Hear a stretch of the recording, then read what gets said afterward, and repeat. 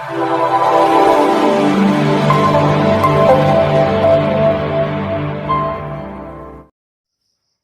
আলাইকুম ভিউয়ার্স, আজকে আপনাদেরকে দেখাবো ইয়ামাটো ফ্ল্যাট সিমার মেশিনের কিভাবে লুফার টাইমিং করতে হয় এবং বার টাইমিং এবং লুফার টাইমিং কতটুকু দূরত্ব থাকবে সে নিয়ে আজকে আলোচনা করব। তো ভিউয়ার্স, আপনারা নিডেল বার 13 থেকে 13.5 মিলি রাখবেন। নিডেল প্লেট থেকে নিডেল বার সম্পূর্ণ আপ অবস্থায় নিডেল প্লেট থেকে বাম সাইডে নিডেল 13 থেকে 13.5 মিলি উপরে রাখবেন এবং লুপার আপনার নিয়ম হচ্ছে ফার্স্ট নিডেল থেকে 4 মিলি গ্যাপ থাকবে, কিন্তু আমরা 3.8 দিয়ে বেশিরভাগ টাইমিংটা করি। তো ভিউয়ার্স, এখানে নিডেল আছে 5টা, আপনারা 4টা নিডেলের টাইমিংটা ফলো করবেন। 5 নাম্বার নিডেলের টাইমিং দেখার কোনো প্রয়োজন নেই, কেননা 5 নাম্বার নিডেল হচ্ছে আপনার ফলস সেলাই, মানে এখানে কোনো সেলাই হয় না।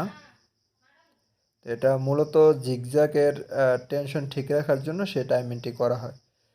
তো ভিউয়ার্স, আপনারা দেখেন আমি টাইমিংটা যেভাবে করতেছি আপনারা ঠিক এভাবেই টাইমিংটা করবেন।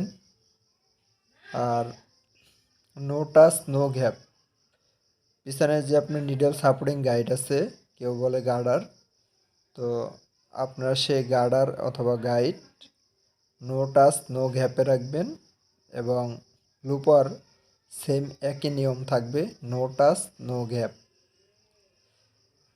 তো দেখেন ভিউয়ার্স, আমরা কিন্তু চেক করতেছি এইভাবে হাত দিয়ে চাপ দিয়ে যে আমার লুপার থেকে নিডলটা গ্যাপ আছে কিনা, আবার টাচ করে কিনা, দুটোই ফলো করতে হবে, দুই দিকেই খেয়াল রাখবেন। আর টাইমিংটা ফলো করেন যে ভিউয়ার্স আমি কোন জায়গা থেকে আমার লুপারে টাইমিংটা ধরতেছে। দেখেন ভিউয়ার্স, তো ভালো করে মনোযোগ সহকারে দেখবেন ভিডিওটি।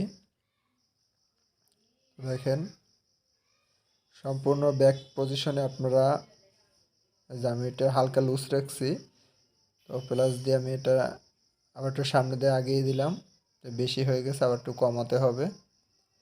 তো ভিউয়ার্স, আপনারা ফার্স্ট নিডল থেকে 4 মিলি গ্যাপ রেখেও টাইমিং করতে পারবেন, সমস্যা নেই।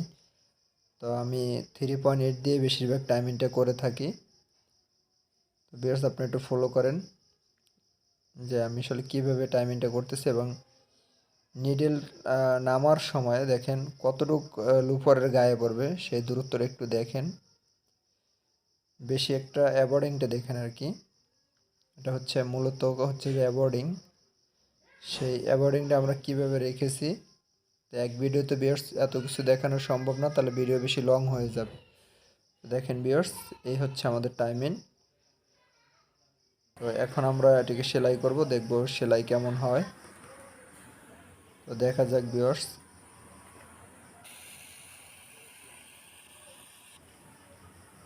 আমরা সবসময় ভিউয়ার্স এভাবেই টাইমিং করে থাকি, আপনারা এভাবে টাইমিং করতে পারেন, ইনশাল্লাহ 100% আপনার সেলাই হবে।